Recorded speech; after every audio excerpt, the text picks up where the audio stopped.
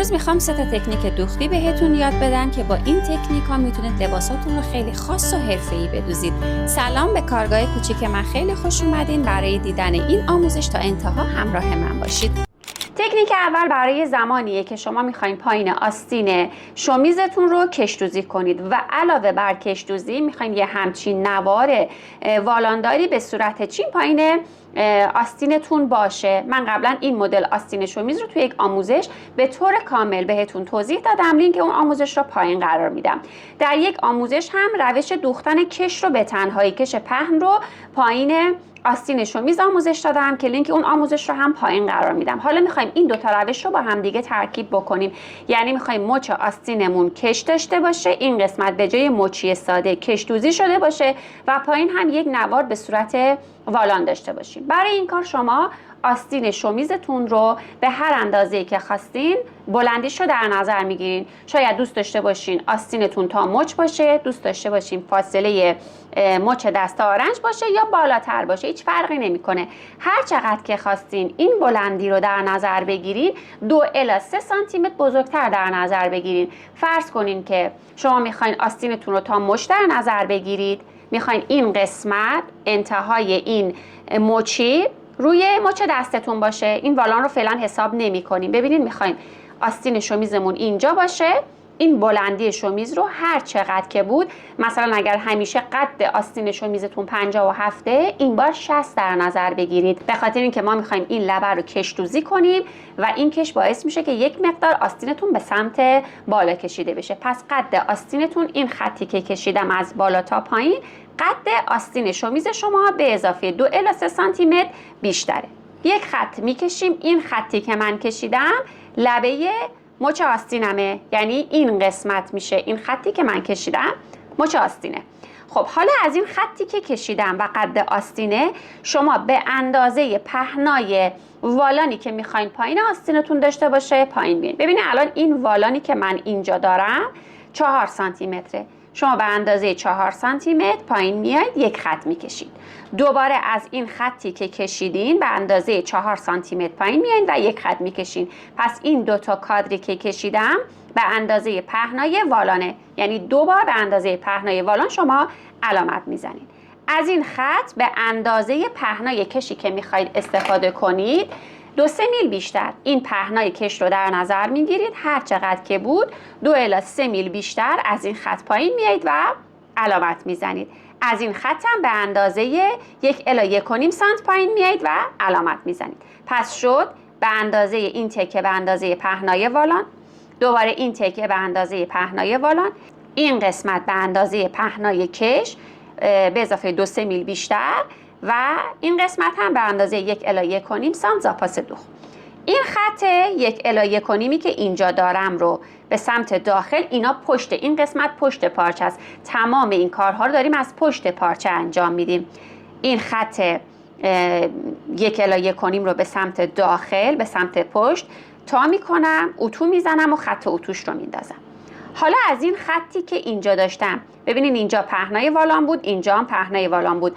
از این خطی که وسط پهنای والانه، این خط رو هم به سمت داخل تا میکنم، اتو میزنم و خط اتو میندازم. حالا باید کش رو بیام و این خطم که این خط که خط اصلی بود، خط مچمون بود، ما اضافات رو همه از بعد از این خط اضافه کردیم. نکته‌ای که باید بهتون یادآوری کنم، موقعی که دارین آستین رو روی پارچه میندازین، حتما باید دم دست آستین، مچ آستین از اندازه معمول حدود 10 الی 15 سانتی متر حداقل بیشتر باشه که فضا داشته باشیم برای چین کش کردن. ببینید این قسمت خط صافه و این دم دست آستین بیشتر از حالت معموله. خب حالا این کش رو باید بیام بذارم و بالای این خط مچ، این کش رو میذارم اینجا، یه سوزن میزنم. این کش دقیقاً باید مماس باشه با این خطی که من اینجا کشیدم.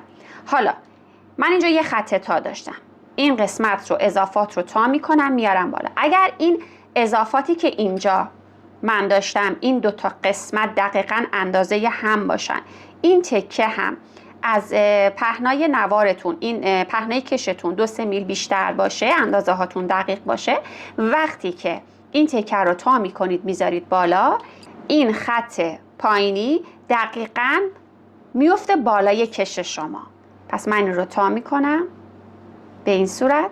حالا این کش رو میدم کنار، این زاپاس دوخت رو میدم زیر کش به این صورت. این رو فیکس میکنم. این قسمت رو یه دوخت میزنم که محکم بشه. قسمت ابتدای کش رو فقط یه دوخت میزنم که محکم کاری بشه. ببینید این فضایی که من در نظر گرفته بودم 1 الی 2 میل از کشم بیشتر بود.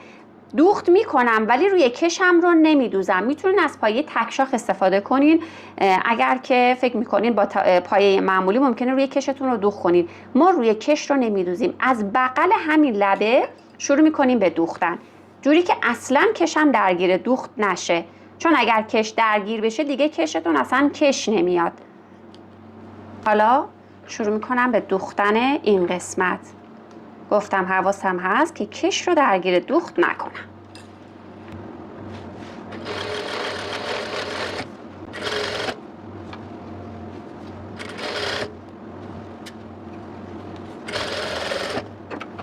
خب این مسیر رو دوختم. حالا کاری که میکنم این کش رو، کش آزاده دیگه چون من دوختی بهش انجام ندادم، کش این زیر آزاده، میبرم با دستم میچسبونم به این قسمتی که بالا دوختم.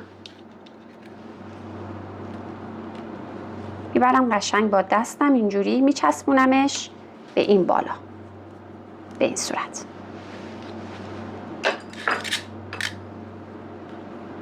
حالا باید از بغل این کش بدون اینکه کش رو درگیر دوختم کنم یه دوخت انجام بدم. الان من کش رو چسبوندم به درز بالایی 2-3 میل هم که فاصله داشت، بزرگتر بود این فضایی که در نظر گرفته بودم. حالا قشنگ از کنارش یه دوخت انجام میدم. بهتره برای این کار از پایه تکشاخ استفاده کنید. قشنگ کنترل میکنم که پایه کنار کش باشه و شروع میکنم به دوختن.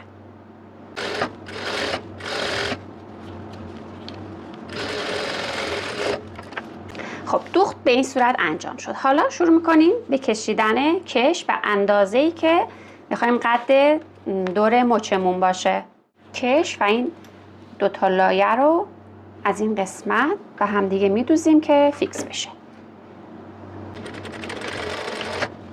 ببینید به این صورت میشه. اضافات کش رو قیچی میکنم و این دوتا لبه رو حواسمون باشه اینجا داخل کار بود، روی همدیگه میذارم و درز بغل آستین رو میدوزم و تمیزدوزیش رو انجام میدم.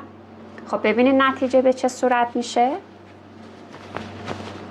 به این صورت مچی آستین شما همراه با یک والان دوخته میشه.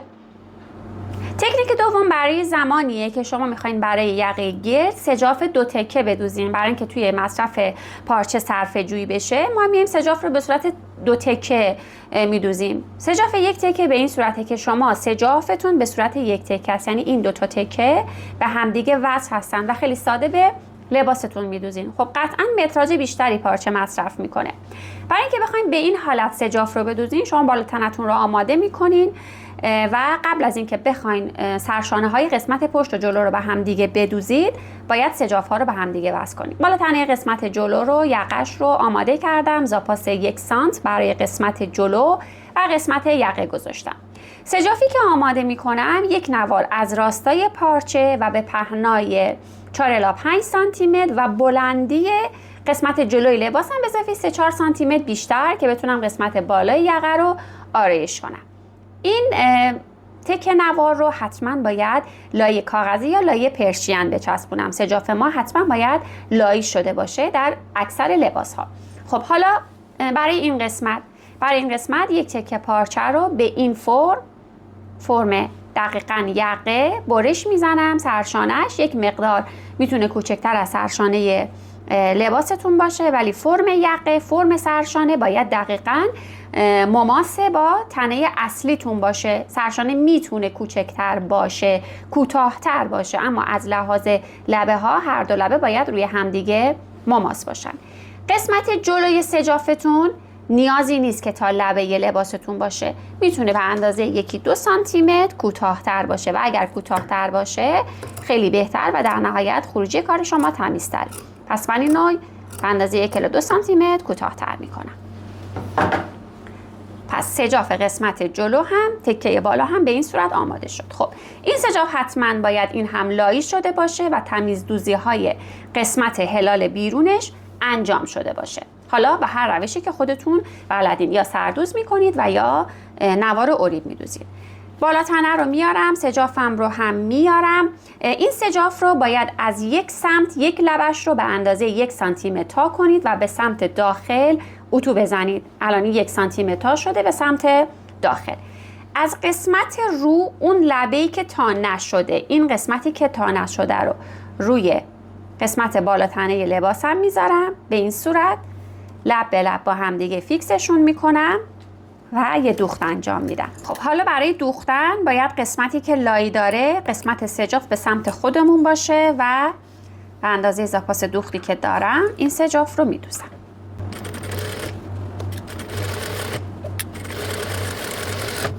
خب حالا سجاف رو باز میکنم. اضافات، ببینیم سجاف قراره بره به سمت زیر. من این سجاف رو میخوام سجاف زیر باشه. حالا اضافات رو میدم به سمت سجاف. اضافات زاپاس رو ببینین، این اضافات زاپاس رو میدم به سمت سجاف و یک دوخت نیش روی سجافم میزنم. دوختی که فاصلش از این درز تنه اصلی و سجاف به اندازه حدوداً 1 میل باشه. پس این رو قشنگ باز میکنم و به فاصله 1 میل از این درز دوختم رو انجام میدم.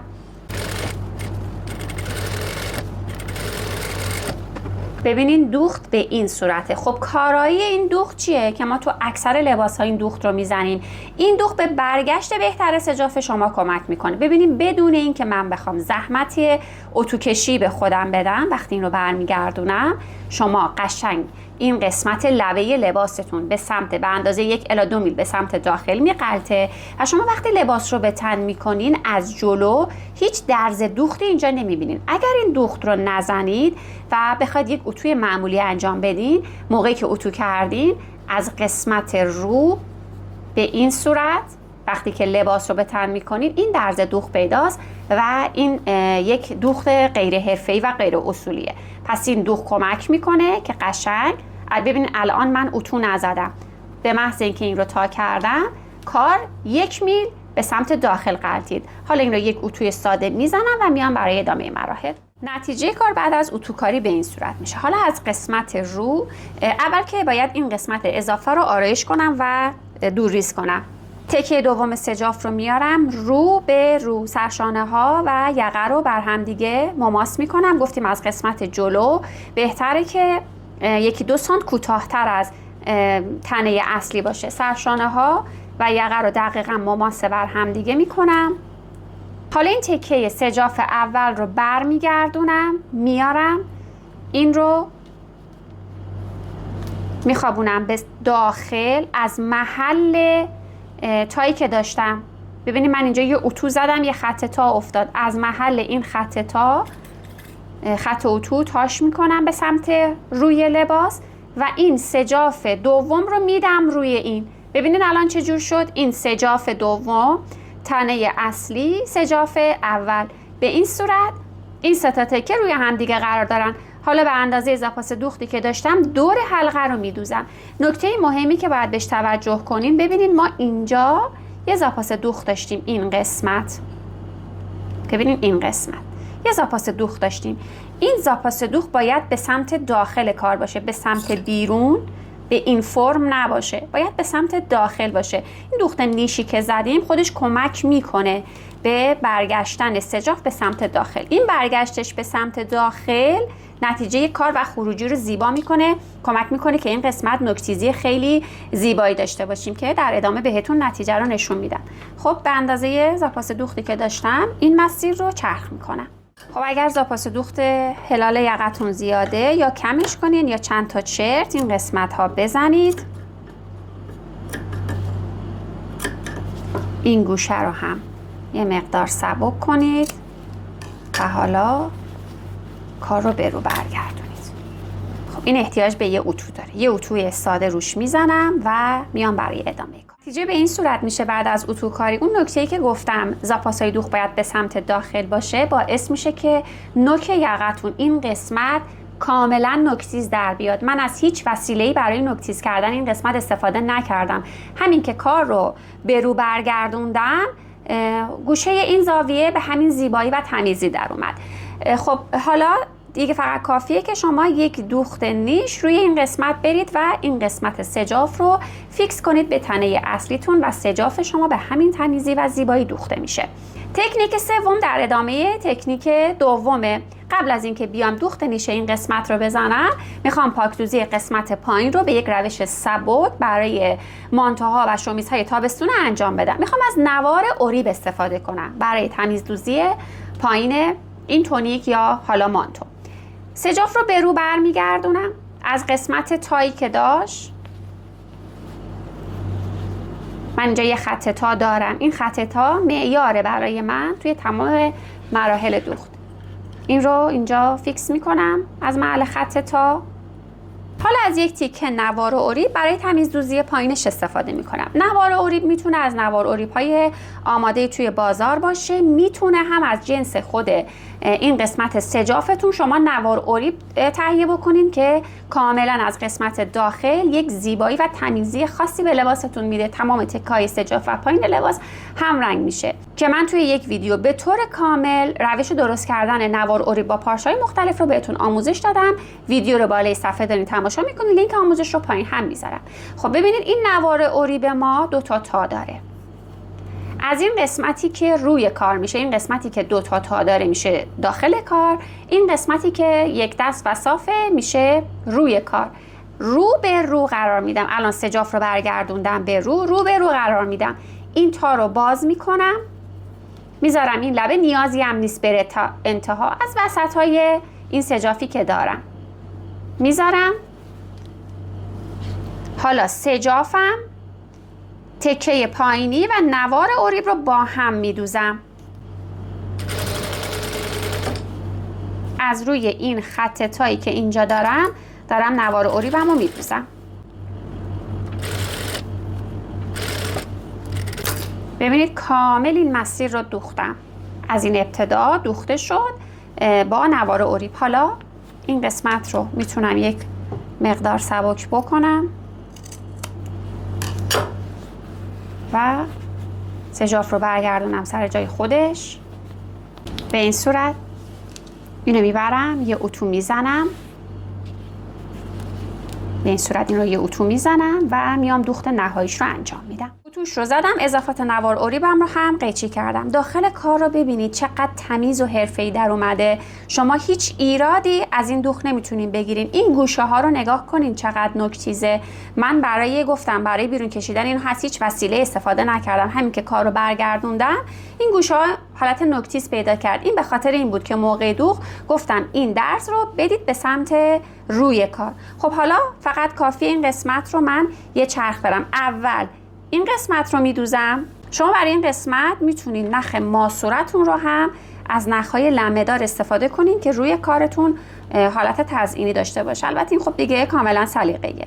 به فاصله 1 میل از لبه شروع میکنم دوختم رو انجام میدم. یه دوخت نیش روی این قسمت میدم. خب این دوختی که زدم، حالا این یکی دوخت رو میرم. خب حالا ببینین ما داریم دوخت رو از پشت کار انجام میدیم. روی کار میشه دوخت ماسوره.